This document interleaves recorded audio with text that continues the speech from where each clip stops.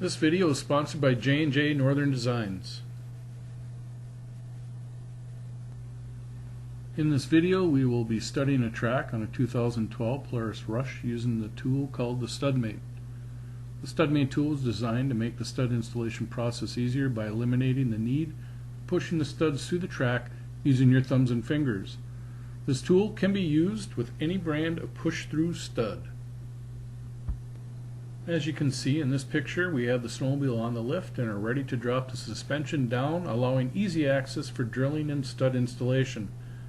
There are 8 bolts and 6 torque screws that need to be removed before the track and suspension can be lowered. We recommend placing a floor jack under the track when lowering.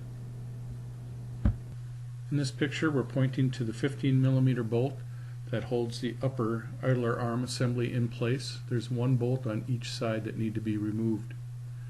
In the next picture we're going to be pointing to another 15mm bolt and nut that need to be removed on the lower joint. This again has 1 on each side that need to be removed. In the next picture we'll be pointing to the 13mm bolts that hold the cooler in place. There are 2 bolts on each side of the snowmobile that need to be removed. In this next picture we're going to be pointing to the 3 torque screws that hold the bumper and plastic in place. 3 on each side that need to be removed.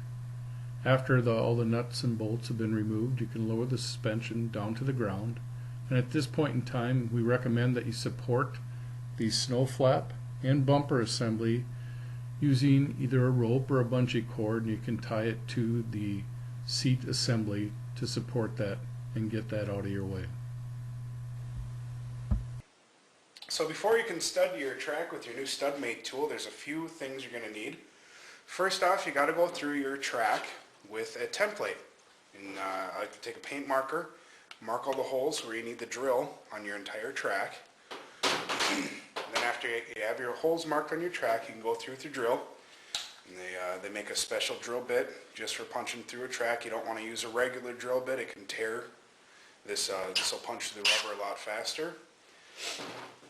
And then after you got all your holes drilled out, you can take your Studmate, put it over, start stamping all your studs through. We like to use a Torx bit or an Allen bit on a ratchet going through the backside to hold the studs in place so those don't spin.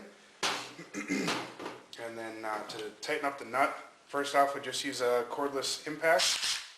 And then to make sure it's tight enough, we go through over with a ratchet and torque it all down. The owner of this snowmobile has chosen to go with 96 studs. So we've used a template and we have marked all the holes using a white ink, and we are in the process of drilling all those holes out. Once the holes have been drilled, we can move on to the next step. At this time you will start to insert the studs into the back side of the track. Push the studs through the holes that you have drilled and just get the tips of them started in the track, and the track will actually hold those into place. After you've gotten a few rows of the studs inserted on the back side of the track, it's now time to take the Studmate tool, place that over the track and studs, and squeeze the 2 handles together. As you can see, the studs move through the track quite easily, which really saves on your thumbs and fingers. At this point in time you can install the backers into the slot that's been provided to hold the backers into place. The slot on this particular tool is 1.25 inches, which works very well with the 1.25 inch backers, keeping them straight and aligned with each other. Once the backers are in place, go ahead and start the nuts. After the nuts have been started, you can go ahead and reach in the back side of the track and put your Allen bit or torque bit in place and locking that stud into place. This is all done through the slot provided on the back side of the tool. Go ahead and run the nuts down using an impact, making sure that you don't over tighten the nuts. At this point in time you can take a ratchet and snug the nuts up, and we also recommend at this time that you torque the nuts to the manufacturer's recommended spec provided with the studs. After you're done with that row, you can proceed to the next row and continue on until the track has been completed.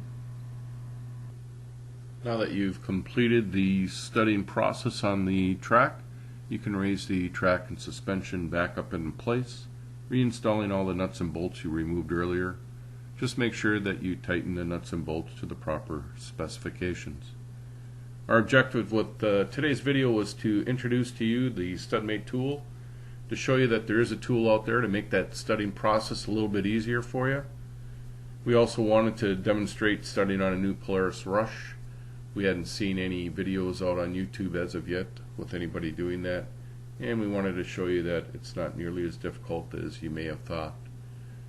If you're interested in the Studmate tool and you'd like more information, we'd like you to check us out at www.studmate.co. Thanks.